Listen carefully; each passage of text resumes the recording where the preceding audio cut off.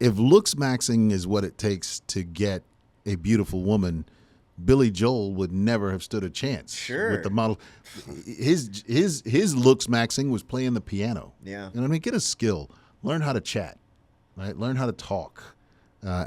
Get some spiritual maturity. Mike, thank you for coming in. It's my pleasure. And I'm glad we got together. Yeah, I feel like it's been a long time coming. It has been a long time coming.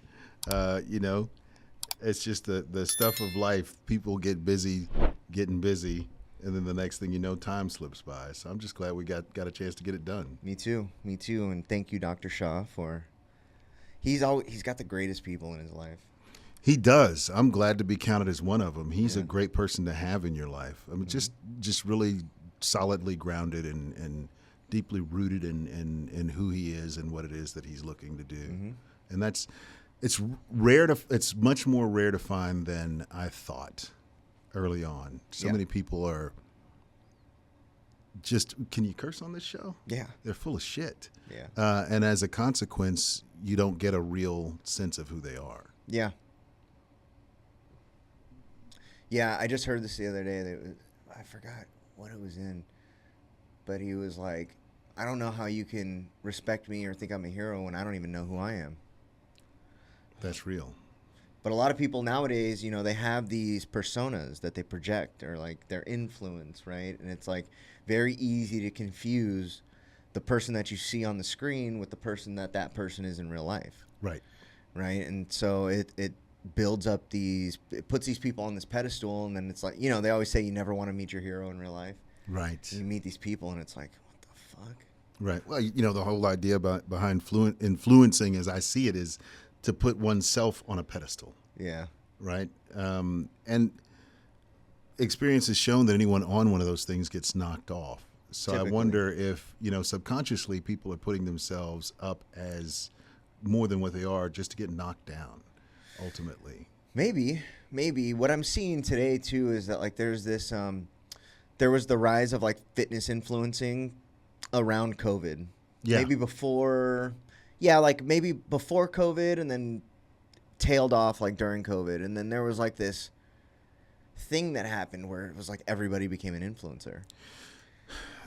Everyone was influencing everyone else to do nothing. Yeah. And now, honestly, I think that the nature of influencing or being an influencer has changed to something more practical. Okay, so that's where I was going, is that, like, I've seen it now where this transition has happened where people, at least maybe this is because of the content that I consume. Right. But the influencers or the people that seem to get the most screen time, it's a lived experience type thing, and they're literally just showing people, this is what I do. It isn't some facade around, and it's like I've gotten this opportunity, the podcast, the network that I've built or that people have helped me build around me, and I've gotten to talk to a lot of really cool people. Dude, the podcast alone, when I started this, I didn't know what I was doing, honestly. Right. What made you say, I'm going to do a podcast? I got, like, tricked into this. Okay. I got to hear it. Yeah. I went on Tim Westbrook's podcast in Phoenix, and then I went on another podcast, and I had a team that was like, hey, they were helping me get on shows. Right. And they were like, hey, we want to talk to you about this podcast. We're going to set a Zoom meeting. And I was like, okay, that's weird. Like, was this like Joe Rogan or something? Like, why do I have to, like, anyway, so we get on this Zoom, and a half an hour into the meeting, I realize, I'm like, wait a minute, are you guys saying that you want me to start a podcast? Half an hour into it, right? And they're like, yeah, that's what we've been talking about this whole time. And I had to, like, mentally shift gears around, like, like, by that time, I'd been clean for a year and a half. Okay. Right? I just relapsed after 3.5 years of sobriety, right? But no real recovery. Like, I didn't know what I was doing, right? I didn't know where I was going in life. Like, I had this, like, idea what was going to happen. Like, I started this treatment center. I met Dr. Shaw. There was, like, some integral pieces, like, foundational pieces to, like, what I could see happening, but nothing had taken form or shape or anything like that. And then you fast forward, the podcast has given me like a platform to be able to connect with people that have been, I mean, the conversations that I've had because of it are just amazing. I know people, they've got friends that they've had for 20 years, and I feel like I know them better than their friends do, because they come here, they get real about their story, they tell stuff that they don't tell other people, right? Right. It's like, you got this stage right now, tell it right now, and they do. And Yeah. I get to like, I'm allowed to like have like hold this space and have this platform for people to do exactly that. So it's been really cool. I think a lot of people, and I know I've been one of them, have friends in silos. You know, we have siloed Oh, friends. yeah. We have our work friends, and we have our church friends, and we have our old school friends from back when we were kids, who we really don't talk about anything new with most of the times. Yeah. But I don't know that most people have like an omnibus friend who cuts across all of those different things. Yeah. You know, and irrespective of what it is that I'm into in the moment, I can talk to that person. Yeah. And just be really, really real. I hold back a piece of myself. I don't hold back the same piece from everybody. Makes sense. But Situationally. I hold back a piece from almost everybody, even after doing recovery for a few years. And that's because sometimes it's because I just don't want to talk to everyone about every piece of me. Yeah. And other times it's because, like my old school friends, they've changed Yeah. just as I've changed. You know, so their worldview is different than mine. And as opposed to getting into conflict with them about how they've changed versus how I've changed, I just avoid those topics. Yeah. Right? So, you know, Yeah. there's just guys I'm not going to talk about politics with I was about to say that. Yeah. because, you know, I've gone too far left and they're too far right. But otherwise, we're still good friends. Yeah. Well, and that's how politics really was supposed to be. Like, this was just what we did to run the country, and then Right. that was to like further us being able to live a comfortable life. But it's become, I feel like politics has become the main frame that people look through for their whole worldview is through their politics. Right. I think in almost every area of life, people will label you according to who it is they think you are most closely aligned with Sure. politically, as opposed to just seeing the nuances of, hey, I can be both pro-life and pro-choice. Yeah. Yeah. You know, I don't think anyone is pro-death, right? So, you know, there are no Thanoses out here looking to do the big snap. Yeah. We're all pro staying alive, but I also think that people should have a choice as to what it is that they do with their bodies and inside of themselves. And so I can consider myself both. If I'm dealing with someone who can't understand nuance, then I'll be in a conversation that really just isn't valuable. Yeah. And the older I get, and I'm getting older, valuable conversations are valuable to me. Mm-hmm. And conversations that waste my time, I don't spend time with. Yeah. Yeah, dude, this platform has given me this such a wide like variety of people that I've talked to, like the punk rock girl all the way to like doctors, judges. I've had multiple judges on, you know. It's like just now you've had another one. Yeah. Yeah. A judge? Yeah. You've been a judge? 20 years. Yeah, I was a judge in Harris County Criminal Court at Law Number 14. I was elected for 20 years, yeah. How come I didn't know this? I don't know. It's what I used to do. And then I sat as a visiting judge for another 4 years or so. Mm-hmm. How come I didn't know this? That's me. Wow. Yeah. 20 years. How long 20 ago did you years. stop? 2018. So I was a Republican judge. Right. Wow. And I am a pretty much hardcore Democrat now. Okay. Though at the time, the people who think the way I think would still be considered moderates, Yeah. you know, centrists. And that's kind of where I've always been, more of a libertarian. But at the time that I ran, if you didn't run as a Republican, you weren't going to win. Yeah. And so you can either get inside of the system and try to change it from the inside, or you can stand outside of the system. So were and you like rage a at the mole? machine. Like, were you actually? Did you have like liberal ideals and then ran as a Republican to get elected, but you still wanted to, not even like progressive, I guess I would. Well, was it like a progressive agenda? I had an agenda, Yeah. right, to create change in the way that I thought change needed to be created. Within specifically criminal justice. Right, Okay, cool. right. And so I would say that as the only African American male on the bench at the time, What? I came at the work from the viewpoint In Harris County. In Harris You were County. The only. That's Yeah. crazy. Yeah. So when I got there, at my level, there were no others, and there weren't any other African Americans on the bench at my level for 18 years. And then a guy named Daryl Jordan came on, and we started working on bail reform together. It was really refreshing to have someone like that take the bench, because then the ideas that were in my head could be expressed through the youth of another person. You know, Was he white? no, Okay, black he was guy. black. Okay, Yeah, cool. and now most of our judges are black. Yeah. And they're doing a great job. And I don't think that they're doing a great job because they're black. I think they're doing a great job because they're great lawyers and they're great Objectively judges. doing a good job. Right, Right. right. And we have some white judges who are Republicans right now who are doing a fine job. They're doing fine. It's just that I think we need to get out of that whole partisan politics. The thing. dichotomy of yeah. I agree. Yeah. I think that it does more damage on the ground floor of politics than it, obviously, like the way that the federal system is set up, it makes sense, right? To have opposing ideals run against it. But even still, though, with the dichotomy, I think that it's flawed. But even, dude, look at me. I was living under a bridge 6 years ago. Like, I Right. fucking know.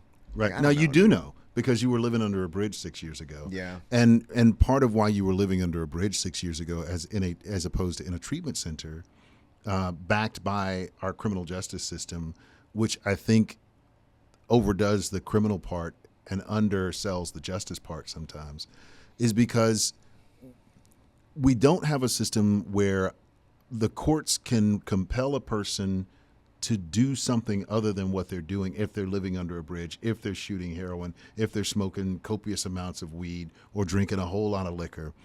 We don't have a system that can compel people to do something else with their lives while at the same time protecting them from a criminal conviction.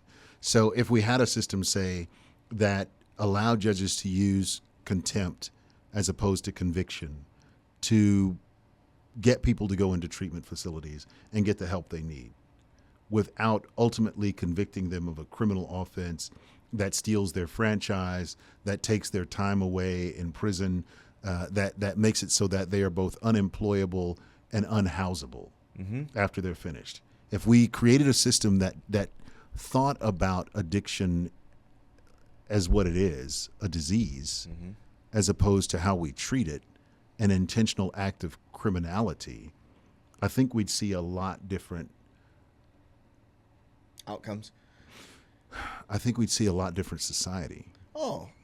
Right? Okay, so but then my question then is like, the way that society sees addiction as a whole is changing. It just is, right? I saw this thing a while back that said the average American is 1 or 2 degrees away from an active addict. That's either a family or a friend, family member or a friend. Every American adult. I agree. So I think that everybody's been touched by this or is affected directly by this, like in such an intimate way that I think on a person-to-person basis, the lens that people are seeing this through is changing. Also with like the fentanyl epidemic and the opiate epidemic before that, and just watching how, you know, I've got this thing. Fentanyl and COVID came from the same place at the same time, but it had to cross an ocean. We're talking about maritime law, intercontinental commerce. Like, there's bigger things at play here. Very obviously, bigger things at play here than me and you sitting in a room could figure out, right? Sure. But I think on like from a grassroots, like groundswell level, I think that the way that also there's 2 things. The average American is affected by addiction, whether it's their family member, friend, or themselves that have been affected by it or have been addicted. And peer support is revolutionizing the way that people interact with treatment services and receive treatment services because of the lived experience aspect to it. So Right. it's not a clinical, it's not a clinical framework that these specific people that are helping work through. It's me and you have a same lived experience. I'm a little bit farther down the road than you, or you than me, and I'm able to take you down that journey instead of just being told what the book says, Right. right? And so I think that I tell people this all the time, that I think that the treatment industry will be significantly different in 5 years. The way that the services are, the product that is delivered, the way that the product is delivered, and the way that it is received and then taken into practice by the clients, right? So received and then taken into by the practice, delivered and developed by whoever delivers the product. I think I think that the treatment industry will disappear I hope in so. 5 to 10 years, because I would suspect, I would hope that what we now consider treatment will eventually just be considered healthcare. Okay. So do you know what value-based healthcare is? I have an idea, but break it down for me. So value-based healthcare, you break your arm, you go to Dr. Shaw to get it operated on. You got a compound boxer fracture, and now it needs plates because it's too high on the bone. Right. Okay. Insurance will pay for that surgery, pay for the procedure, but if it has to get done again, it's on the doctor to pay for it. So value-based healthcare in the treatment industry would say, we will pay for the first one, but if it doesn't work, it's on you. So my question is, and this is something that's being pushed, this is something that actively is being talked about. My question is, if that became a thing and we had to pay for all of the episodes after the first one, like if my treatment center had to pay for your episode after the first one, would treatment just go away, or would we implement effective programming? I think our programming is effective. Really? I don't think. Yeah, I do. I do. I think that our programming is effective because it is what we know. You know, for years I used evidence-based practices Sure. to help people get into treatment, and sometimes the evidence shows that the way that you get someone to change is by getting them to see that they are at rock bottom. Yeah. And from a judicial standpoint, that can often mean creating a bottom. Creating a situation where a person says, I would rather get help Then than go to jail. get the punishment piece. Yeah. And so if you go back to what I said earlier, if we had a system that did not value conviction as much as commitment to care, Yeah. how does that look, right? Well, the way that it looks is I still have the ability to create that bottom for a person, or at least push that. You know, it's kind of like the old stories about lifeguards used to tell, you know, that when they say that if a person is struggling, you just got to push them under for a little bit and then pull them back so that they're shocked out of their shock. Mm-hmm. And sometimes with people who are struggling with addiction, sometimes you just have to shake them, push them, get them to move off of the comfort of getting high, drunk, whatever. Because I think what people don't understand about the nature of addiction is that it is a slow, progressive, gradual decline. And at each level, you get comfortable until you can go deeper and lower. Yeah. The human ability to adapt is endless. Yes. Yes. And I suspect for you, living under a bridge or out on the streets, by the time you got there, it didn't seem abnormal. You had Not at all. justified it in your mind. Like, no, this is good. Mm-hmm. This is my corner. I live under this bridge. Mm-hmm. Whereas before you were in that place, you would drive by those people and think, how did they get there? How does a person Yeah. get there? Right? Yeah. I mean, I think, I don't know. I'm not a normal person. Right. Like, that wasn't, yeah. I could always, maybe when I was like really young, like a kid, Yeah. I would be like, but even still, when I was a kid, it's a funny story. Like, my parents, I had like a really soft spot for homeless people, like my whole life, like since I was a kid. And it just never seemed that terrible to me. You know, my mother always tells people this story, and it is a true story. I would work, when I was younger, to buy blankets and clothes and things so that I could take them to people who were homeless and on the streets. because it would break my heart Yeah. to see people living in that condition. And more than that, I don't know what it was. One day it was just so cold, and I saw this guy. You're from here? No, I'm not from Houston. I'm from it's outside of San Antonio. I was born in Austin. My father was a military guy. Okay, Texas. Air Force, yeah. But I'm a Texas guy, born and bred, right? Okay. Aside from a little stint in Colorado Springs when my dad was stationed in NORAD. Mm-hmm. But I would see these people, but it was this one guy. And he was just so cold. He was so cold that I just asked my mother if we could go back home and get him a blanket or something so they wouldn't be so cold. And then I just started, cutting yards, doing whatever to make some money so I could get stuff to take to people. It's not that I was a great guy. It's just that I saw someone cold. Yeah.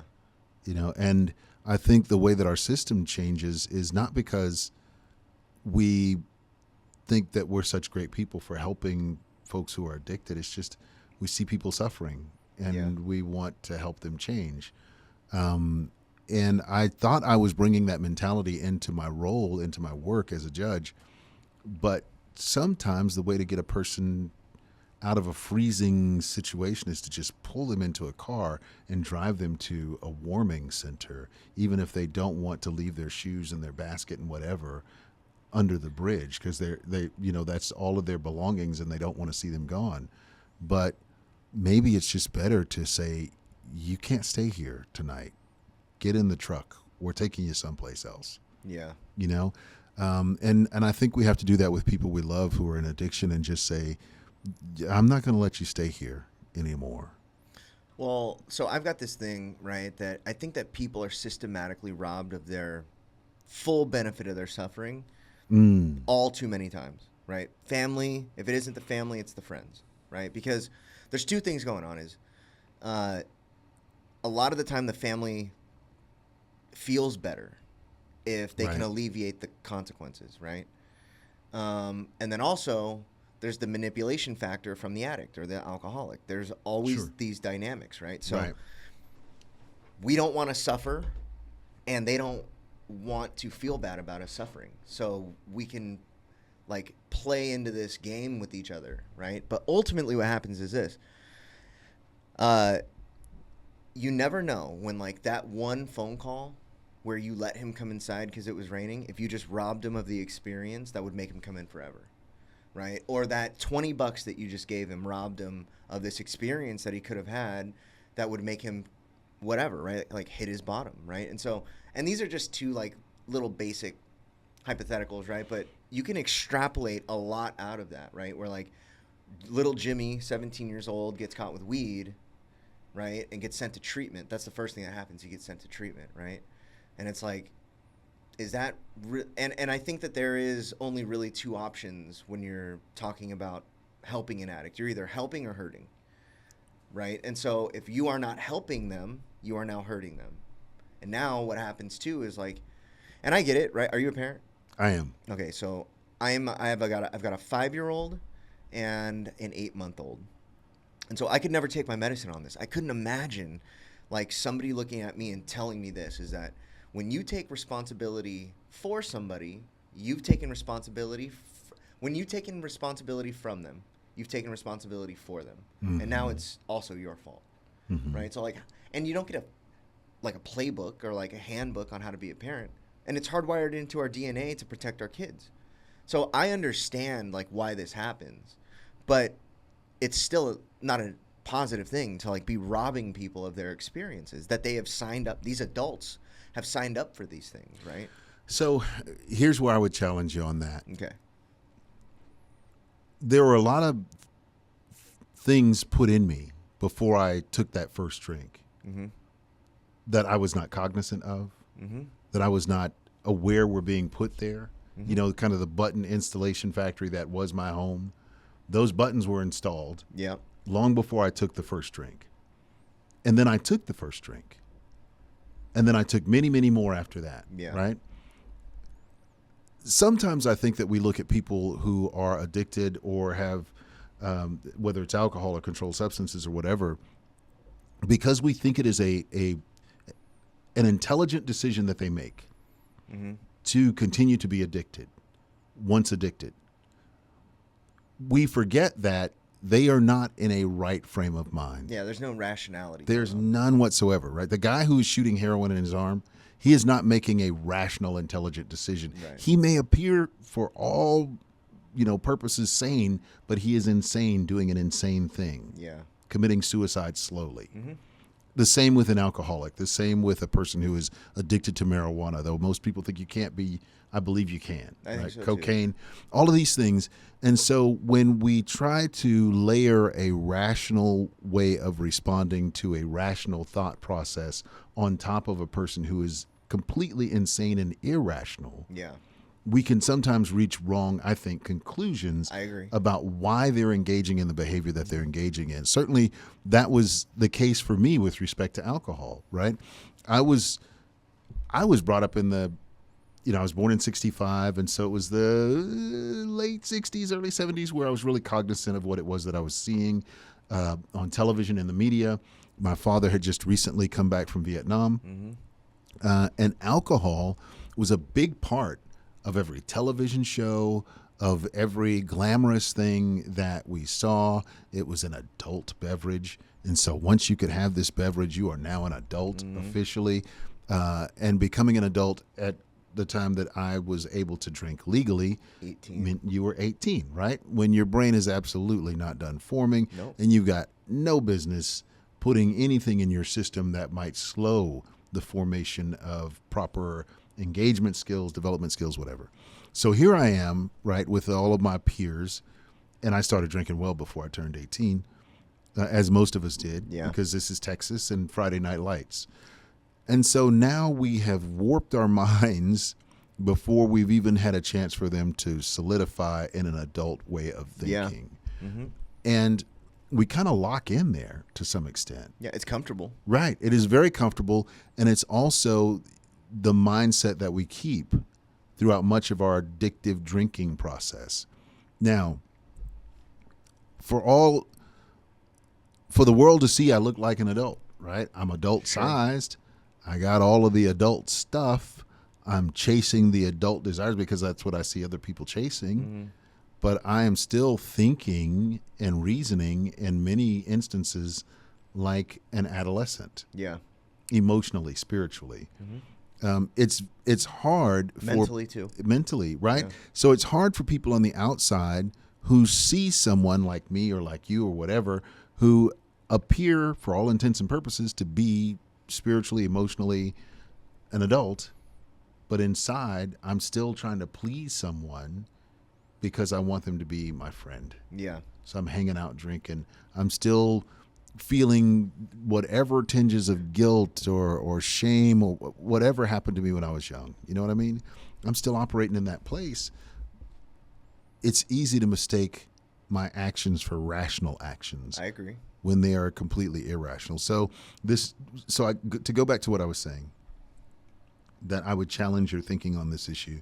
I don't know that we're robbing a person who is acting irrationally of a continued irrational thought process by saying, stop, you're acting irrationally, get your ass into some treatment. Yeah. Get some help. Now, I agree with you on that. yeah. But what I'm saying is, every time you let somebody, you alleviate the consequence by allowing them to come in while it's raining. That's what I'm talking about, of like Truth. And the thing is like the I don't know about you, but like the culmination of the suffering was what ultimately like led to the crescendo that got me into recovery. Right? Like it was like the suffering, a mountaintop moment where like I had like clarity and like crystallization of like my reality. And I was like, holy shit, I'm sitting in a cell facing 33 years. Mm-hmm. Like, and that's the deal. Max exposure is 85 to life.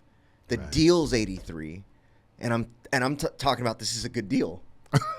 Yeah. Right? So Yeah. it's like, but the consequences and the suffering had to like compound. And so it's like, when you are stealing the opportunity for them to compound that suffering. Like, that's what I think it is. It's like you're stealing what they have earned. True. I can't argue with it because what you're saying is logical. I just, having been inside of the system and seen firsthand what that results in, it results in us sending a lot of people to a lifetime of prison and punishment because they just weren't rationally thinking. Sure. Dude. And their only crime is being addicted. I've participated in the sentencing of people whose criminal history was replete with drug offenses. Mm-hmm. That was their crime, possessing the drug that was destroying them and that they couldn't stop using. Mm-hmm. Those were their past criminal actions. And we still sent them to prison as if they were doing something to harm other people, when the only person being harmed was themselves, right? Yeah. I would gladly deprive all of those people of that experience, had I to do it over again. Yeah. I don't know how I would, but that's that. So where I agree with you 100% is that the system that we have to work with is fucked, right? And because we can't, like, in an ideal world, like in this utopia where we can like let them suffer till they learn their lesson without possible. And Texas is crazy. Like, I'm from California, dude. Drugs are basically legal, and you're incentivized to be homeless, and you can get paid to be a drug. Like, it's a totally different world here. So when I think about, like, because I lived there that's where I committed all my crimes, did all my prison time, was homeless, like that. So to come here and try to like get into the mental space where it's like, oh no, they're actually like taking penitentiary chances just by being homeless and a drug addict. Right. That is crazy to me.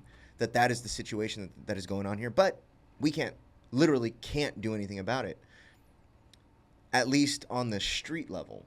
Mm-hmm. Now, I'm part of an organization called Wrong to Strong, where we do reentry work, right? We go into prisons and talk, and we have reentry programs, and we're in ASU partnered with us and developed these programs and wrote books, and we're in Arizona prisons, and we're trying to get into Texas prisons. So I can't change the front end of the justice system, and there is no like back end. There's parole, but I think that's used as a vehicle to shuttle people back into prison.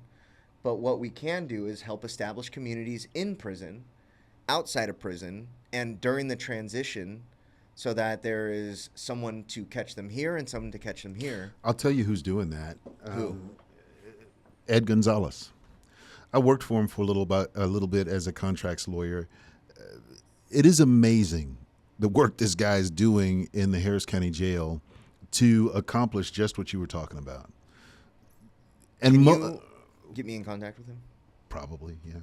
Okay. So Ed has set up, Sheriff Gonzalez has set up a system that allows for women in particular, but men as well, to get help while they're in that transitional space of jail. Mm-hmm.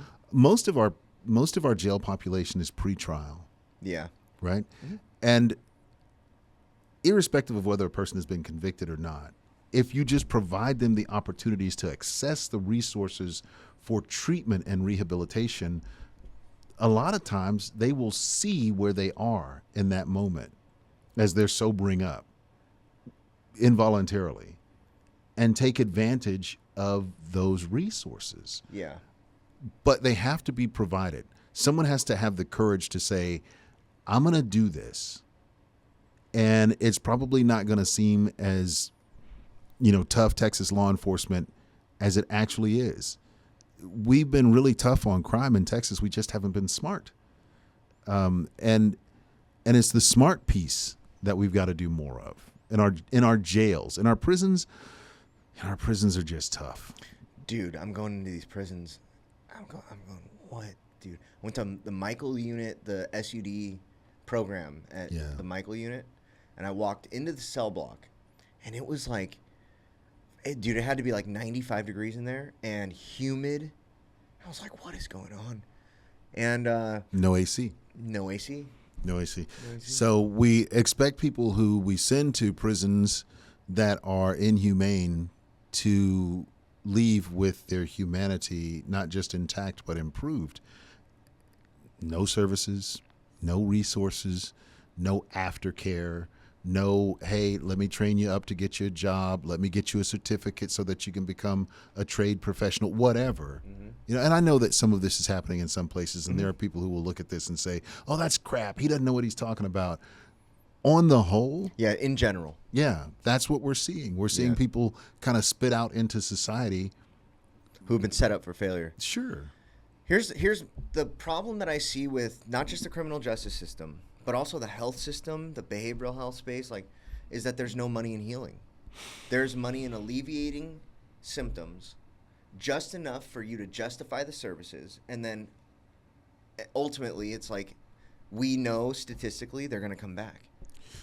So and I'm sorry to interrupt you, but Go ahead. but I love what you just said. There's no money in healing, and what I heard you say was there's no profit in healing, in addiction services. And I would say to anybody who is interested in why it is that they should help contribute to, not just because they have a son, daughter, cousin, nephew, niece, whatever, who's been through it, there's profit in it, because if we can help people to get whole, then we can create economic opportunity in our society. Yeah. Right. For every person that we are not, developing Narcan sprays for, and trying to figure out a way to just do the bare minimum of getting them tent housing, we can create a person who can contribute to society in a real and tangible way. And so there is profit in it because it benefits all of society for people to be treated in a humane way as it regards addiction.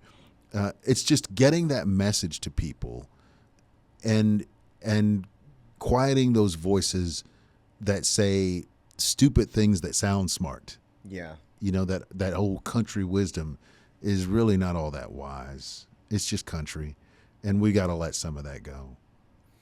Yeah. Yeah. So I feel like David throwing stones at the Empire State Building a lot of the time. Right. Like, it doesn't matter how many rocks I throw at this thing; it's not gonna fall. Yeah. And but he did knock that giant down. That giant, yeah. But I don't think it doesn't matter what. Like, he couldn't knock down the Empire State Building. Realistically, if I'm being 100% honest, yeah, you're probably right. Yeah. But when I talk about what I've seen in the rooms where I've gone to, I've seen a lot of Davids knock down a whole lot of Goliaths. Yeah. Yeah. Yeah. So I think it's gonna take a lot of us. Yeah. The problem. Do you know who William White is? Nope. William White he's the Recovery Research Institute. Do you know them? Nope. Or the Chestnut Foundation, Hazelden? Yes. Okay, so Hazelden Foundation is part of a network of research groups that are in different universities and treatment centers, right? Like, but William White was the director of the Recovery Research Institute for like 30 years. He developed ROSC. Like, he actually was the person that developed recovery-oriented systems of care. Okay. He also wrote like definitive books on the history of addiction treatment in America, ethics for addiction professionals, like recovery pathways. Like, he has, I don't know how many papers. They're called the White Papers. How many papers he's written since the 70s. Like, this dude is probably the one authoritative mind in the United States on addiction and the history of addiction in America, right? So, and he started peer support. Actually, him and a group of people got together and started it. He's in ill health right now. He's got cancer and he's going through chemo, but I have like a running email thread with him, and I'm hoping to get him on the podcast. But and now I totally forgot what were we talking about. I don't know. I'm just listening to you, man. You were talking about William White and some kind of solution, peer support. Yeah. Man, criminal justice, treatment. Fuck, man, I derailed it. I do that all the time. Look, you're fine. I'm in my 60s. I derailed traffic just by trying to drive to the store. So I'm listening to you, and I'm like, okay, cool. No, you know what? I've heard of white papers. I didn't associate all of that with William White. So white papers are a thing, right? Yeah. Those are an actual academic thing, Right. But they've like nicknamed his paper specifically the white papers. Okay. So all white papers are not written by him. Okay. Yeah. Okay. You know, and isn't that interesting, man? I've done this work for a long time, or I did this work for a long time from an academic standpoint. Mm-hmm. And you call up William White, who I certainly should know. This guy's name just flies right over my head, right? Mm-hmm. I don't know anything about him. But evidence-based practices and all these things, and the Arnold Foundation and all of these folks who are out here doing the work, I've had a lot of exposure to them. But even in this space, man, I don't know that we're talking to one another. You know what I mean? Siloed. Yeah, we're siloed. And so that part, Yeah. that we are in these silos, all trying to get to the same place, walking a similar path, but just not joining arms and doing it together. Well, I can tell you why the treatment space is like that. Yeah. Why is that? 46 million people, 46 million, 13% of the population last year self-reported. This isn't even all of them. This is just the self-reported using addictively or problematically last year. 46 million people. 46 million people. And our country is what, 330? 340. Okay. 340. It's 13% of the population. Wow. 13 or 17, I can't remember. But of that 46 million, 17% sought services. Of that 17%, guess how many received services? 5. Less than that. Yeah. Isn't that crazy? 600,000 people received residential services last year. That is less than 2% of the people who self-reported needing it, but that's probably a fraction of the people who actually need it. And there's only 4,101 residential treatment centers in the country. And these are, I'm assuming, people who do not have the finances to put themselves into treatment. 95% of the American population has insurance. They just don't know, right? That's the problem. So the reason why everybody's siloed in the behavioral health space is because they're all fighting over 1% of the people that need it, and they depend on them to seek them out. How do you put yourself on the couch with the dude that's shooting heroin and tell them, like, hey, there's a solution? Right. How do you do that? And if they don't know, or if their family doesn't know, or like, I'm sure everybody's seen intervention, but how many people know an interventionist? Like, how many people understand that there is a solution? Like, obviously, 46 million people is a lot of people. To only have 17% of them seeking services, that speaks to me that there's either an education issue, an awareness issue, or a lack of desire to be sober. And I don't think it's the lack of desire to be sober. I think there's a definite desire for people to be sober. I think so too. And I think that there's some education issue out there, but I want to go back to what you said earlier. Where's the money? You know, where's the profit in it? And because we live in a capitalist society, and profit, you know, as Gordon Gekko said, greed is good. People want to figure out a way to make money off of addiction. Yeah. And with everything else, you know, whether you're taking a GLP-1 or you're taking a statin or you're taking blood pressure medicine, I don't know if there's much incentive to cure it. You just want to treat it. Yeah. To keep you coming back, because that's how we make money on it. Yeah, alleviating symptoms, right? Not healing. Right. Minimizing symptoms, because if we alleviate the symptoms, then they don't need to come back. The symptoms are alleviated. The problem is they're chronic symptoms. Right. So it doesn't matter if we like alleviate the symptom temporarily. It typically does come, like GLP-1s, right? Have you seen these studies that they just did? They released these papers on the results. Their initial findings around alcoholism and GLP-1s. Tell me what they found. So what GLP-1s actually do in the brain regulates the desire impulse for food, control, right? Yeah. So that same impulse to eat is the same impulse that governs alcoholic drinking, and they found that as just an unintended result of GLP-1s is that a bunch of people in long-term recovery 5+ years have reported having no desire to drink on Completely GLP-1s. gone. I'm taking one, and I know that we're not. This does not look like a guy taking a GLP-1, but I'm taking one, right? And I was smoking, I don't know, 5-6 cigars a day Okay. before I started taking this thing. No desire. Yeah, at all. Right? None. Yeah. With respect to alcohol, the program of recovery that I'm in, one of the promises of it, and I'm not going to name it because that goes That's against all of the traditions, says that we haven't sworn off, we haven't made any vows, we just don't have the desire to drink anymore. And that's where I am. And that's where I was before I started the GLP-1. But I had substituted other things for the alcohol, right? The cigars, chocolate. God, I could eat a ton of it. I could still pretty much put a killing on it. But these things have slowed or stopped. Yeah. And so I know that those are truthful outcomes, right? And I'd read about those things. And that was one of the reasons why I wanted to give it a shot. Yeah. There are also other side effects that are so unpleasant. And I'm like, geez, I don't know. But You're talking about the GI stuff. yeah. Bone density. And Yeah. Yeah. So the thing about GLP-1s is if you are living a lifestyle that is like conducive with healthy living, typically those side effects aren't that big of a deal. So if you're working out, you're hydrating, you're going to the gym, specifically doing weight training, like the bone density thing isn't really affected. I mean, it's negligible at best. And then the GI stuff is like if you are, because the problem is you have no desire to drink water either.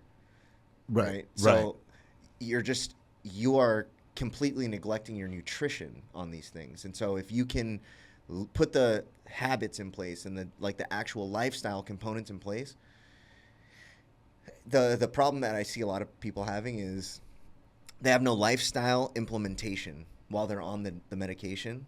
They get off and they pack the weight immediately Right back on. And that's my fear, is that if I'm not eating well, then I'm just going to keep eating like crap. Yes. The thing is, I'll be able to do more of it because those blocks will not be there anymore. But I've read some studies that say that some of the blocks stay in place depending upon how long term you've taken one of these GLP-1s. And so, we'll see how that works out. I don't feel like I've lost much weight, but I have lost a lot of desire to, smoke a cigar or do other stuff. Are you working out? I walk. This week, not so much. So I'll put in like 4 miles a day. Okay. I'll wake up 4 a.m, hit it, and then get to some meetings and stuff. So you're like just shy of 10,000 steps? Yeah. Yeah. Dude, walking is great. It incinerates fat, right? Like if you do it habitually, it will help lose weight, but there's no substitute. And for people in recovery especially, I make posts about this all the time, is that you don't understand the money that you're leaving on the table when it comes to your recovery until you start working out. Man, there's a guy, God, I'm trying to think of his name. I want to say it's Jason. That is his recovery program. Fitness is, and it works for him. And he's incredibly fit, right? You're fit. And you say, I work out, and that helps me to stay sober. I mean, it does more than help me stay sober, right? Like, foundationally, like, I feel good. First of all, I look good and I feel good. But movement is medicine, right? Like, that's been a proven fact. Like, what it does for your mind, what it does for me spiritually. Like, I can't describe to you how different my recovery is because I work out than what it was before. I mean, it's day and night, honestly. I keep hearing this message, which means that the universe is trying to tell me something. Yeah. Right? So, and dude, you're 60? 61. You're 61, dude. Yeah. This is with peptides and like everything, all the new tools, right? Like they're saying that 80 is the new 60, right? Like I just worked out with a dude. He's 67.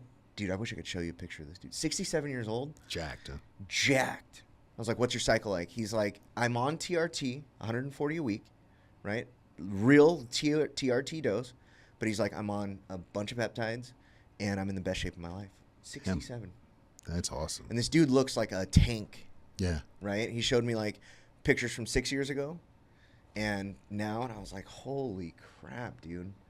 I mean, it's insane. Like the amount of tools that have been developed for longevity and wellness, right? But again, there's like the likelihood of abuse for people who have addictive personalities is high. So it's still like, like I see all these people, they get into recovery, they get on steroids, and it's like, dude, it becomes like this whole thing, right? And so, there's like, we're still addicts in our minds.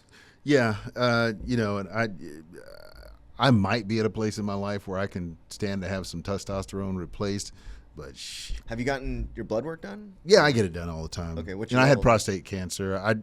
It's low. It's not like below the lowest where it's, hey, dude, you got to do like something. Under 400? It's been there. Yeah. Oh, yeah. Dude, if you got on a TRT dose, you probably wouldn't need a GLP-1. Yeah.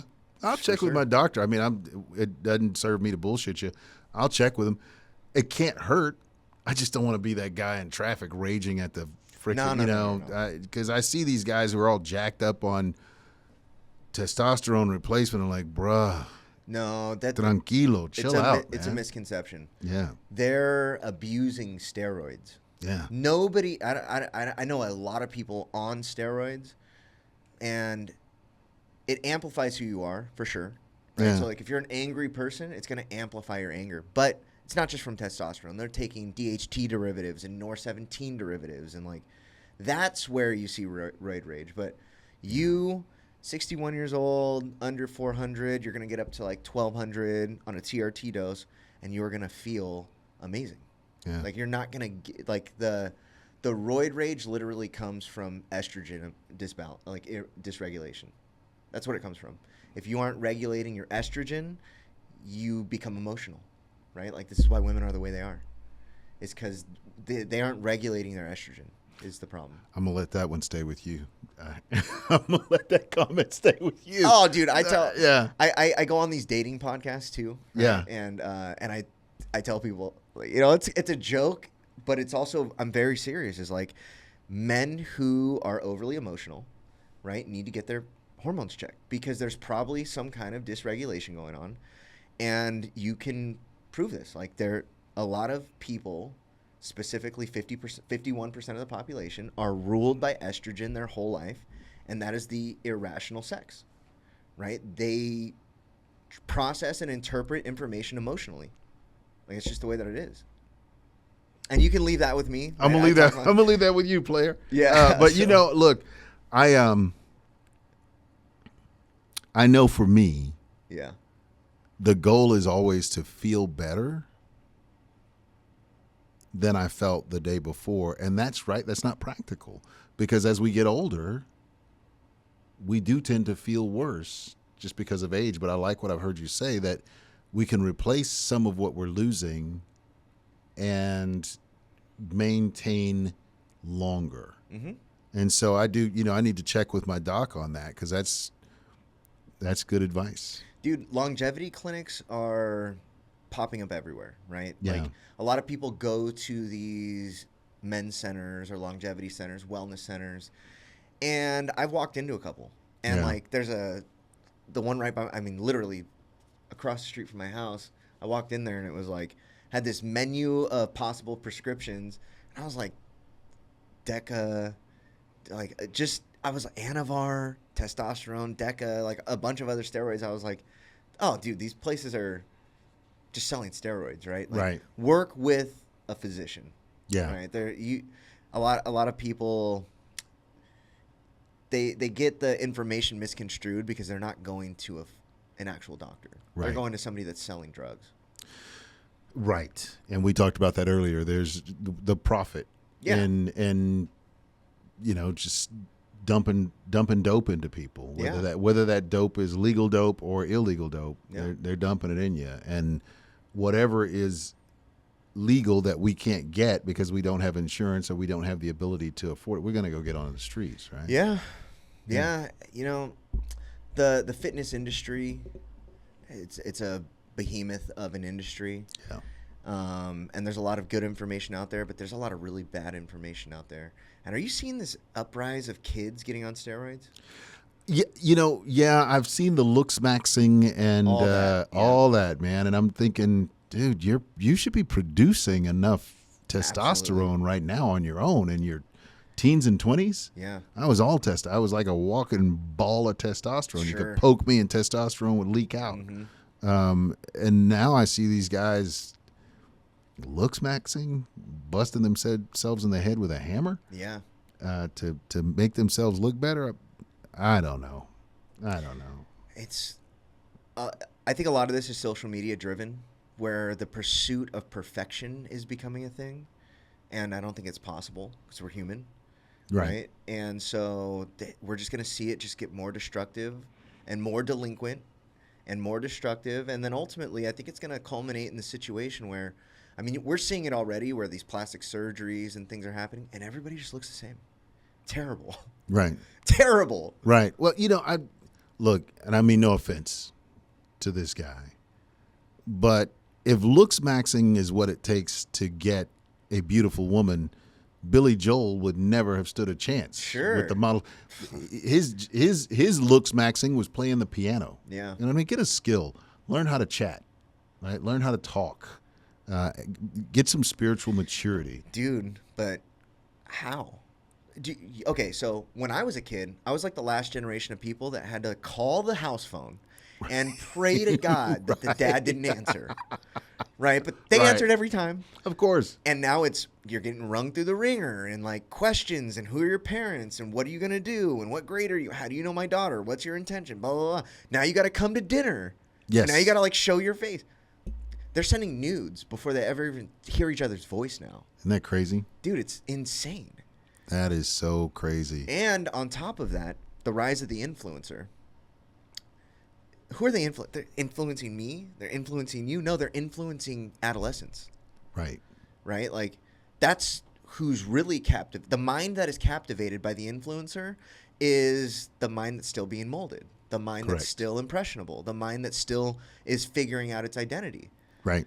Right? And what are we seeing? Look maxing, steroids, naked girls, basically naked girls on Instagram, right? Like the girls are seeing some, and you could look at the rise of mental health instability in adolescence. The correlate, I mean, when you look at like the rise of social media and the rise of mental health instability in adolescence, dude, it's like perfect match in the trajectory. I don't disagree. When I was back in my day, the people who influenced us were, football players, cheerleaders, these sorts of things, Yeah, and local heroes. whatever they were doing that was cool. And for me, that was drinking beer in the parking lot of the Pizza Inn after the game. Yeah. I wanted to do some of that. I wanted to get me some of that action. Yeah. And so that's literally how I had my first beer, was in the parking lot of a Pizza Inn after a football game. Yeah. Over in over in Universal City, Texas, right? That's what we did after the games. Judson ISD, go Rockets. And now I see the corollary to that played out 1,000,000 fold, because everyone has a mobile phone in their hand, and they can access anyone, anywhere, globally at any time. And those people don't know what the hell they're talking about. Yeah. They're just talking. And if you keep listening to them, they'll keep talking. Yeah. They're not saying a damn thing that's worthwhile or worth listening to, because they're 16 as well, but they're influencing, like you say, they're influencing other adolescents. And so I don't know how you ever turn that around. There will be a critical mass.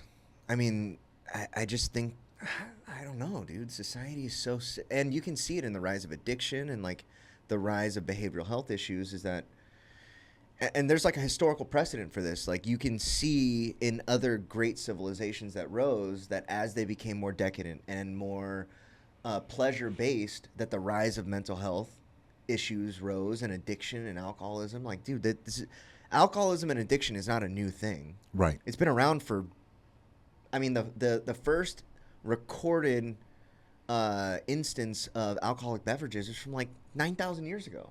And that's just recorded. It was happening before that, right? So as long as there's been humans and interpersonal relationships, there's been alcoholism. I was reading a deal, because I was just wondering, okay, when did the first intoxicating beverage present itself? And in nature, right? Yeah. Fruit Fruit. rottens, and animals will seek it to get a buzz. Yep. And I'm sure someone saw some animal somewhere stumbling around and said, "Ha, I'm going to get some of that." Yeah. And just started recreating it and recreating it and recreating it. So rotten fruit became the thing, and now we call it any number of really high-end vodkas, tequilas, whiskeys. It's just rotten fruit and grains, and we're ingesting it at a greater and greater level. Yeah. And it's always been the case, right? The more, the better. Yeah. The more, the and better. I think that there's like a fundamental piece of the human experience that is going to always be there, that we are pre-programmed to be uncomfortable. And we are also You think so? I think so. We're also pre-programmed to want to not be uncomfortable. So uncomfortability is a part of the human condition. Okay. And the desire to not be uncomfortable is a part of our psyche. This is just how it is. And so we're fighting our nature constantly around it. And we find the first thing that solves that offers a solution. And we do that thing because we reinforce our neurological pathways, right? Uncomfortability plus solution equals I'm going to keep fucking doing that. Right. Right. And so it's like, I don't know where you're at with like God or what you call your God or whatever. But I will say that like if there is like a grand architect or like a creator for us. Right. And it is intelligent. And my thing is this, is like there's either luck or there's God. Okay. They can't coexist. Right. There's either like an all-knowing, all-powerful creator, or there's this thing called luck where we were created out of this big bang, and now I was 99% lucky with the criminal justice system, right? Dude, because I'm telling you, like, and when I look at it through that lens, I'm like, there can't be luck. I should have been doing life in prison multiple times. So here's, it's a fair question. Where am I with God? Because the program that I'm in is a spiritual program of action, right? So I had to undress all of that. I had become a licensed Baptist minister. I'd spent my youth in church, right? I sang in choirs and did all of the stuff, all of the things. Seminary and not seminary. Okay. More lay pastoring, and so I learned through my church and got licensed there. I did go to the College of Biblical Studies for a brief bit. Something, even if there was a big bang, something had to make the bang go bang, and something had to make the stuff that was blown up in the first place. Yeah. Whatever that intelligence is that created those things, that is the creative intelligence of the universe for me. And then everything else just falls into place, right? Something created matter, something created energy. Neither of those, according to the science that we have now, can create themselves. Yeah. And the stuff that we're made of has always existed. It's so crazy. We're stardust. Right. We are stardust. It has always existed, and I believe that those things, that stuff, has the memory of its creator infused in it. I agree. And so when people say that, God lives in us and through us, I get that, because whatever it is that we're made of was made by that creative intelligence's thought. There's fingerprints on it. Yes. And so of course that is in us and expresses itself through us. I get a little tripped up though, man, when people say, oh, God is love, God is compassion, God is all of these great things and none of these bad things. That's of the devil. No, man, look, either God is or he isn't. Either he's everything or he's nothing. And so all of it is a part of that creative intelligence, and that energy, that spiritual energy, it ebbs and it flows, and all of it is useful, and all of it may be harmful, just like you said, as we rob people of the opportunity to get to the bottom. Yeah. Right? We think it's love, and maybe we're loving them to death. Yeah. Maybe we're loving our loved ones to death by depriving them of the ability to get to where they need to get better. And so those spiritual energies interplay with one another, and a proper balance is what I see as desirable. And how do we get there? Right? How do we get to this proper spiritual balance? How do we regulate ourselves spiritually so that we no longer crave heroin or cocaine or alcohol or weed or the other things that substitute for spiritual balance. And I think that the only way to obtain, for me, the only way that I was able to obtain or have been able to obtain any semblance of spiritual balance is through a spiritual program. Sure. That gets me in touch with the creator of spiritual energy. Yeah. And that has worked for me. Mm-hmm. I don't know that it, as they say in this thing I'm in, you can't be too stupid to get it, but you can be too smart. For sure. And I see a lot of folks who come in and they're just too damn smart. They're convinced that there ain't no God. Okay. You know that because you've been around how many years? And the universe has been around how many millions of years? But you got it figured out. Maybe stop thinking you got it figured out. And think that that something else can be real. And so that's what's worked for me. Yeah, and it does. It does work to. I forget who said it was, like Thoreau. He said that every man at one time in their life should find themselves tested against an unbeatable opponent so that they can understand their position in life. Right? Addiction is that unbeatable. For me, at least, addiction was that unbeatable. I can't beat it. There's no way. Right? Like, it's illogical. First of all, it isn't a thing. Right? It is a concept that I embodied. Right? And so what am I, like, fighting myself on this? Like, and that's the thing is, like, what is addiction? Like, what actually is it? And dude, I was like, I don't know, a few months ago, I was like trying to figure this out. Like, what is it? What actually is it?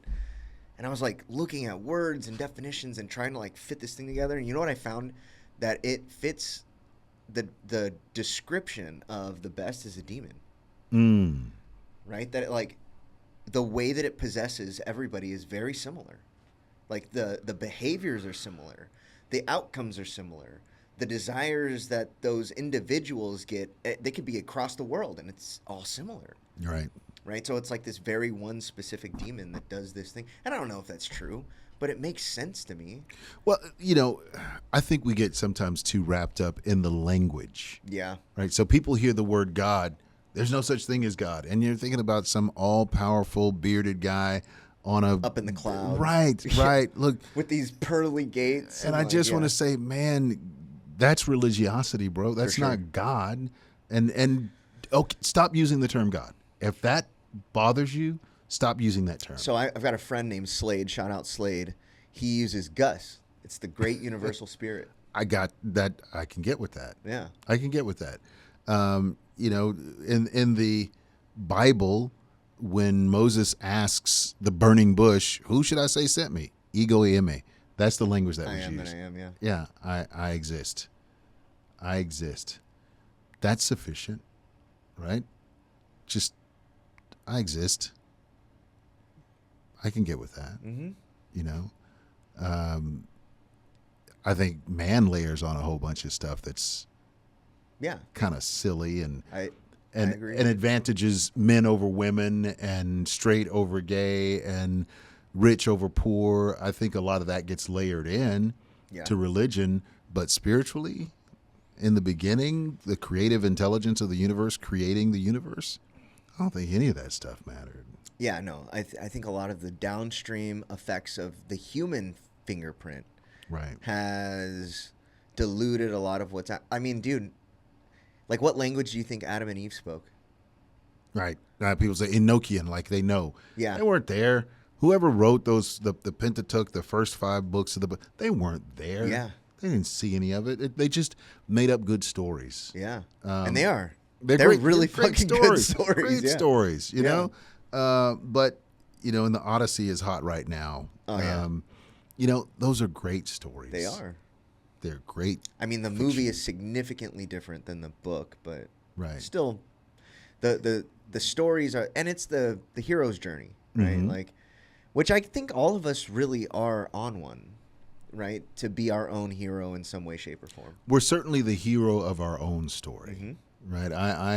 I am the hero in my own story. It's why if I tell a story about something that's happened, I'm going to tell it from the first person positive, and I'm the first person, and I'm positive, Yeah. and everyone else was the jerk. You know, no one ever says I was driving down the street refusing to brake, and someone was attempting to get on the freeway, and I just wouldn't let them in. They say that jack off. He cut me off, Yeah. man. I was doing my thing and he was cutting me off. Well, that's that's not exactly what happened. So yeah, we tell our stories from the point of view that we are right. Yeah. And everyone else is wrong. It is the rare person who says, but I could be wrong. My point of view may not be accurate. I'm hearing it a lot more, actually. Well, I think we're going to hear it in the spaces that we're in because we're talking with people who have already admitted, the greatest wrong that they can admit, and that is that I've become so spiritually imbalanced that I have lost control of my ability to consume this beverage, do this thing, live a life that is not insane. I mean, shit, to even just make decisions. Right. Which is crazy because we've given our decision-making process over to a thing that doesn't really exist. Yeah. We've you asked earlier a great question. What is addiction? I think it is a genetic predisposition towards what you said earlier, not feeling uncomfortable, feeling pleasure. And at some point that warps into displeasure. We no longer feel pleasure. Yeah. Have you read Addiction as an Attachment Disorder? Nope. Dr. Shaw, dude. Never heard of him. Oh, man. Just kidding. It's a book that he was like, you got to read this book. Okay. I'm like, okay. Like a couple months ago, you got to read this book. I'm like, okay. You got to read this book. Okay. And then he's like, you know what? Fuck it. We're going to read the book on the show. And so I read the book, and dude, it blew my mind. And the synopsis of the book is this. People who are addicted or are drinking alcoholically today, they've given up healthy relationships for effective relationships. And the only effective relationship that they have found that works for whatever it is, right? And typically it's the solution to a problem, is with something that will never give you negative feedback. It only positively reinforces negative behavior. Right. That's all it does. Right. And so it's like, I think that there's a component of like, what is addiction? It's like a relationship between you and a substance. Did Kamal write the book? No. Okay. No. It was, I always forget the guy's name. And it's a very interesting perspective. I can't tell if the guy's actually in recovery or not, but you could tell he's worked with a ton of people who are alcoholics and addicts. Okay. And so he has like a very clinical approach to the diagnosis and the prognosis, but he has a very human approach to the solution. And what he's found is that like maybe the disease model fits definitionally because of the way that the books were written. But he proposes this other thing, that addiction is actually an attachment disorder and not a disease. Wow. And dude, it blew my mind. And so now whenever I hear somebody say, addiction is a disease, my mind does like I have like a million thoughts, and I'm like, I just don't believe it anymore. I just really don't. Because it's like now, if it's a disease, we actually don't have a choice over this. Like at some point, there is no choice, right? If it's a disease, there is a component of it that is taken out of our hands. The attachment disorder fully empowers you to say, I will no longer participate in this relationship. Wow, that's an interesting take. Yeah. That's a hot take. I need to check that out. I have not read it. Because like in an abusive marriage, right? Like at a certain point, it is a choice to stay, but the cycle, when you're in it, it's not allowing you to leave, right? It's the cycle that doesn't allow you to leave. And I would say, having been around abusive relationships, mine is not physically abusive with my wife. But I grew up in a home where that was the case. I would say that what I saw, there was a lack of a feeling of choice. right? Yeah. I'm in this situation. I don't know how I will do better outside of it. Yeah. Or what is the first step? And this is Right. just like addiction. I don't know if I could do better. I don't know how to leave. Yeah. And then if I did leave, what would that look like? Right? So, Right. dude, but if you choose not to participate in it, if you don't participate in the abusive relationship, the problem's gone. Now the only place that you can go is up if you choose to do the work. You know, I don't necessarily disagree. What I have never been is a woman in an abusive relationship neither. with children, For sure. right? Who is dependent on a breadwinner who is also a bully and someone who beats them. Also mentally Yeah. enslaving almost, right? Right. It's like emotionally abusive, yeah. Yeah. It maps loosely onto an abusive relationship, right?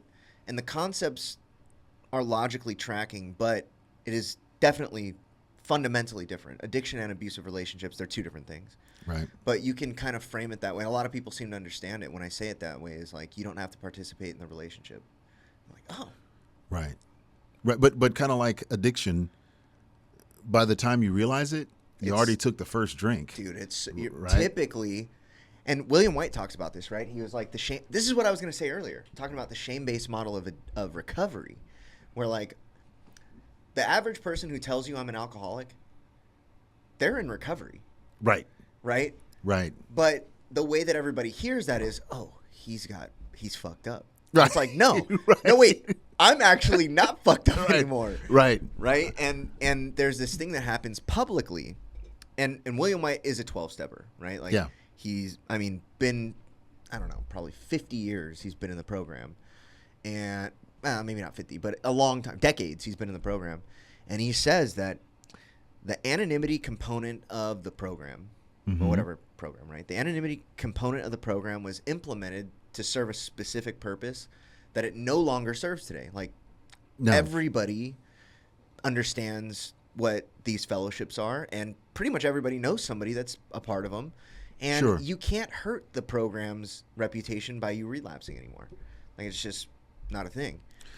Right. I still adhere to, at the level of press, radio, and film, Sure. maintaining anonymity. Right. But below that level, I don't. Yeah. I mean, I'm very open about who I am, what I've done, all of it. Yeah. Because, like you said, when I can say, I'm Mike, I'm an alcoholic, I am now saying I'm okay. Yeah. Isn't that Anything crazy? you think after that is on you. you're not okay. Yeah. Kind of like that old book, I'm okay, you're okay. Now, if I'm okay and you're still thinking I'm not okay, the problem isn't with me anymore. Right.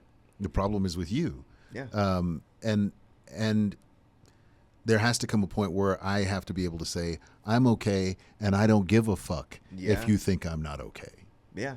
You know? So what he says is to wrap what he says is that anonymity is hurting people in the program and possibly Hurting the program.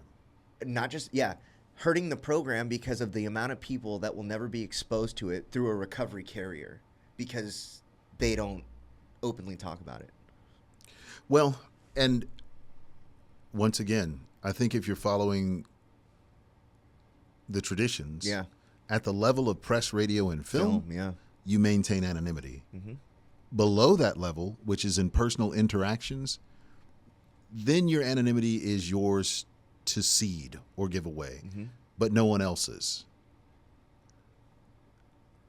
My experience has been that better to do better than to do nothing, Sure.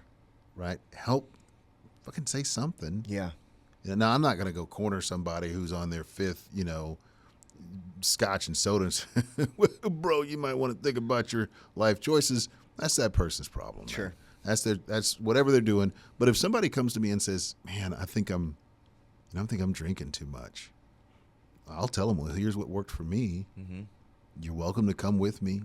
Yeah. Just sit and listen. Or if you're happy sitting in the shit you're sitting in, you're happy to, you're welcome to sit in that. Pig and shit. Yeah. Do you know why the Bible says, this is what I've come up with. Do you know the Bible says don't cast your pearls before swine? I know that after that it says it's because they'll run you over, they'll trample over you and the pearls. Yeah. And it's don't throw your wisdom to fools. Yeah. Right. This is what I figured out. This is what I think is because pigs will eat them. They will swallow them, and in order to get them back, you got to dig in their shit. Yeah, that's a visual. I mean, yeah, because think about it, like, okay, this is supposedly, in order to feed a body to a pig, you got to remove the teeth so that it won't rip because they'll eat the teeth too. And I don't remember how I got to thinking about this, but I was like, that's why. It's because they will literally eat the pearls. And then you got to dig in the shit to get it back because they're going to shit it out. Well, yeah, they'll take your wisdom And they'll chew shit it on up, Yep. crap it out, and still run you down anyway. Yeah. And devour you as well. Because, that's what pigs do. Yep. I worked for a guy some years ago who would say, never wrestle with a pig because you're both rolling around in shit and the pig likes Loves it. Loves it. And I found that to be true. Yeah. I found it to be true once I got to a place where I could hear and see and understand the truth. Yeah. But back when I was chasing success as it was defined by other people, I couldn't see the truth of that. I wanted to get in there and wrestle with them pigs, man. Yeah. Yeah, I think there's like a level of not even maturity, but it's life experience. Like it's almost like you got to wrestle with them enough to not want to do it anymore. Right. And that doesn't even come with maturity. It just comes with the experience. Because I know people that are plenty of mature that they no longer play the reindeer games. They just don't want to do it anymore. Right. Well, I know people in recovery. Let me make sure I phrase this correctly. I know people who have not had a drink, a drug, or anything else for a very long time. They're sober. They're stark raving dry. Yeah. They're just as big an asshole as they were when they were drinking, using, whatever. Yeah. And then I know some people who are in some real recovery. Now, it's judgmental of me to make that statement like I'm the, end all be all. Like the arbiter of what. Right, of what's good recovery. But if a person is not well, to be using, fair, you are a judge. And I always tell people it was never my job to judge anyone's moral fiber. Sure. Just whether or not their actions, as defined by Texas statute, Or in compliance with the law. Yeah. But when I look at a person who is just as angry and pissed and mad and petty and all of these things as they were while they were drinking and isolating and doing that stuff, but they haven't had anything in their bodies because they haven't started doing any work with a therapist or in some sort of 12-step program or anything, listening to a podcast, do something, bro. Yeah, I think baseline is you're not helping other people. No. Yeah. No. You're not destroying your liver, but you're still destroying relationships. I say this all the time, and I get so much pushback when I say this. I tell people, and I say it on here, right, that if you're going to get sober, because there's a massive difference between sobriety and recovery. Truth. If you're going to get sober and you're not going to help anybody, just like stay using, stay drinking, because you're going to be happier. I think people get to a point where they can't imagine life with the substance and they can't imagine life without the substance.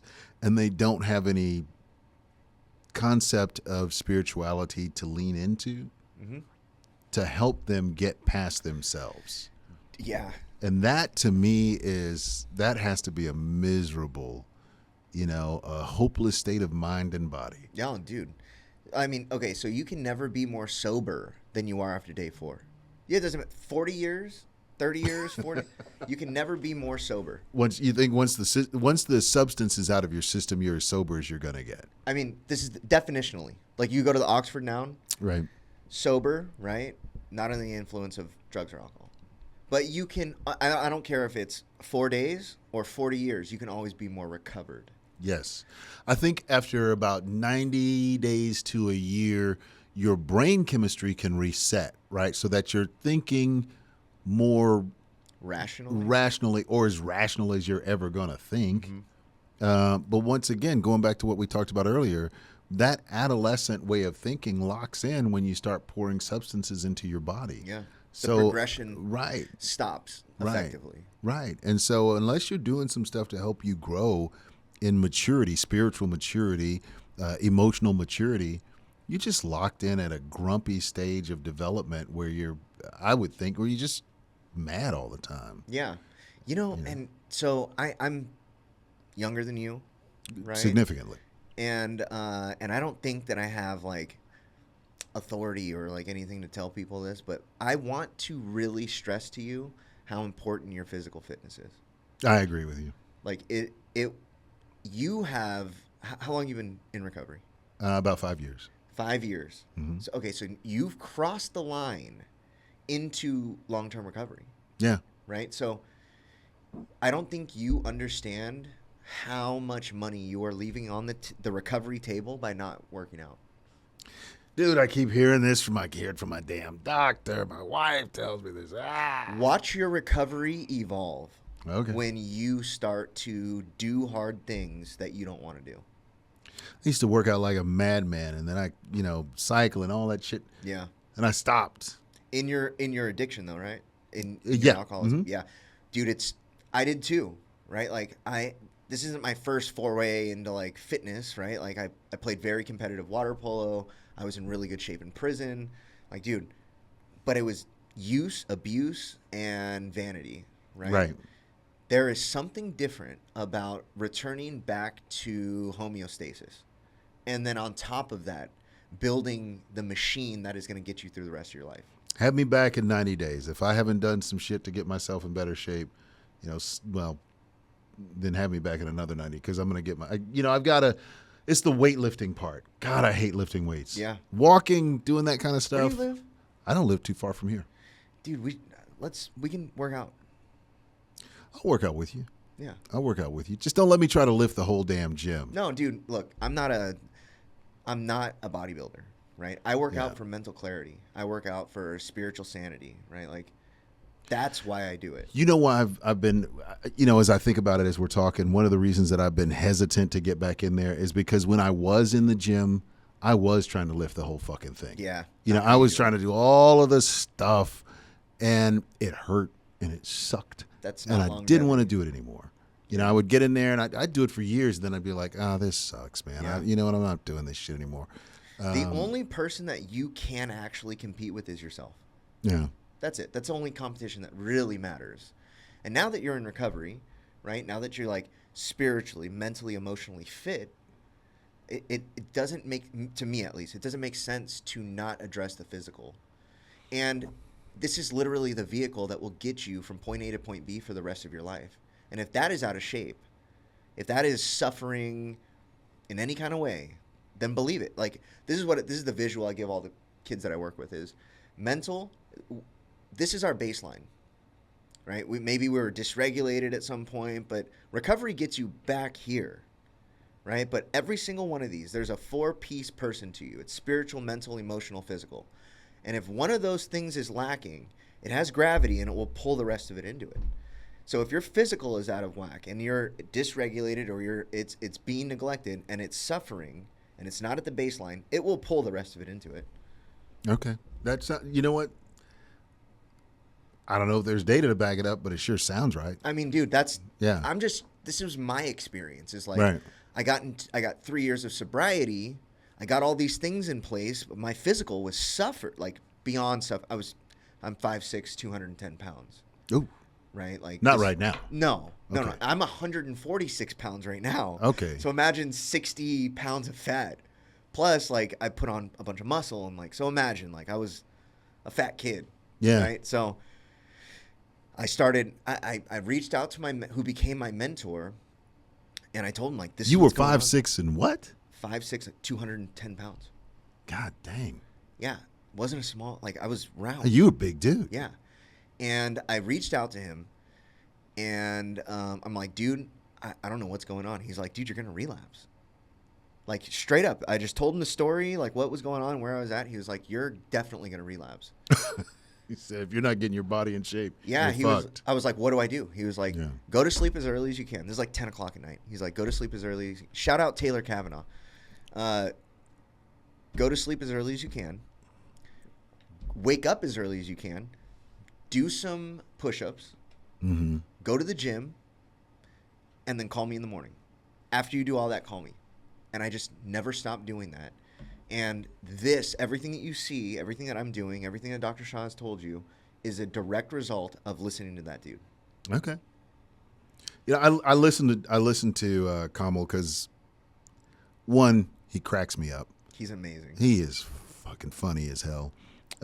And two, he's super smart.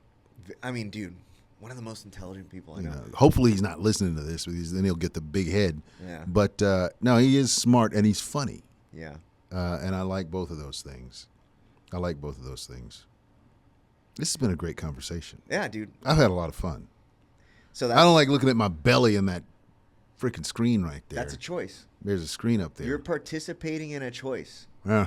Right I was there. looking at my belly. Yeah. Yeah, I'm going to stop now. I mean, focus physical on fitness you. is a choice. Physical fitness is a choice. Man, I appreciate you. Thanks, man. I appreciate you. Dude. This is a great setup. Yeah, this is a great setup. I like what you're doing. I was thinking of something. It was going to be something completely different. No. I was like, That's how it oh is. God, I'm gonna have to go in there and tell my story. I don't want to tell my story. Nope. And then this ended up being the most fun thing I've done in months. So, but I was serious about 90 days. Check back. Hey. Let's see. I got your phone number. All right, you know how to get me.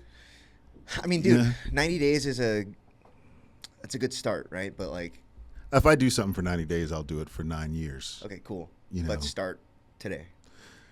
That's the only way to do it. Push-up, sit-ups. Push-ups, sit-ups, All right, jumping jacks. jumping jacks. Jumping jacks. You got to get the heart pumping. Haven't done those since basic training. All right. Got to do it. Got to do it. And then eventually, like, the first 3 months of me going to the gym, Mm-hmm. it was, I sat there or I walked on the treadmill. Right? But I'm watching everybody Right. else be productive. I'm watching Yeah. people do hard shit. And eventually it was like, you know what? I can, like, I don't got to do that. I can do that. You know, Right. I can do that. I can do. And then it was like looking up workout plans for beginners and like, how do I like, what does a recomp look like? Like, how does this, and it's like, eventually it's like, everybody's recovery is different. Right. Everybody's addiction is different. Well, everybody's fitness journey is different too. I've got two guys who, like my buddy Jay, we used to ride a lot, bicycles. And then there's another guy who's like a brother to me. His name is Mark. This guy, he's like you. He's just, he gets after it. He gets after it. He's had a couple of bouts with cancer. He's the most positive man you're ever going to meet. It'll make you sick. And he was doing CrossFit. Oh boy. Yeah, and so then I knew I couldn't do CrossFit because then I would always have to talk about CrossFit. Yeah. Oh, it's a lifestyle. Oh, it's a lifestyle. And it's like parasitic. It's like a mind virus. Yeah, it's like multi-level marketing. For sure. It is it is the sure. multi-level marketing of working out. I have not heard it or seen anybody in CrossFit who isn't constantly blabbering about fucking CrossFit. And so I was like, well, I can't do that. Yeah. Right? I'm not going to do that. I told Yeah. Dr. Shaw not to do it too. Yeah. I don't know if he like started doing it or not, but I was like, dude, don't do it. It's fucking don't do it. You're an addict, dude. Don't do it. Being that shit, trying to jump up on stuff and acting crazy. And that's no offense to anybody out there who might be listening who does CrossFit. Oh no, dude. They're specimens. Yeah, no, They typically they do shit that I can't do. Oh, of course. For sure. Yeah. No, I cannot tear an Achilles tendon jumping on top of a stack of bull crap. But look, in all seriousness, I got to do something, more than walking. I'm enjoying my 4-mile walks, but, just the tension of lifting. My doctor has told me, my wife has told me, my friends have told me, and now you have told me. The universe has told me too many times for me to keep ignoring it. So, Yeah. yeah. Well, dude, thank you for coming in. Man, I thank you appreciate for your having time. me. This was fun. I'm sorry about yesterday. Yesterday I had him scheduled and I fucking blew it. That happens. Yeah. That shit happens. I was just glad to finally figure out how to use a calendar on a cell phone. Yeah. Because I missed more engagement. I told you, 200 people. I was the keynote speaker, wasn't on my calendar. Oh, I was so embarrassed when the guy called, hey, you okay? You coming? I was like, what are you talking about? I'm fine. And we got 200 people at this banquet waiting to hear from you. most embarrassing thing you could ever go through. You're like, I'm 250 miles away. Right, bro, I'm on the road. Yeah. And, I wanted to be mad at somebody, but at the end of the day, I had to be mad at me. That was on me. Oh, God. God, when the only butt you can kick is the one that's behind you, you know what I mean? That's a bad feeling. Hard to get my foot there. Look, brother, I appreciate you, man. I appreciate you. You got my attention. Shout out to Kamal Shah. Yeah, Dr. Shah. All right, Yeah, guys. man. All See right. you next week.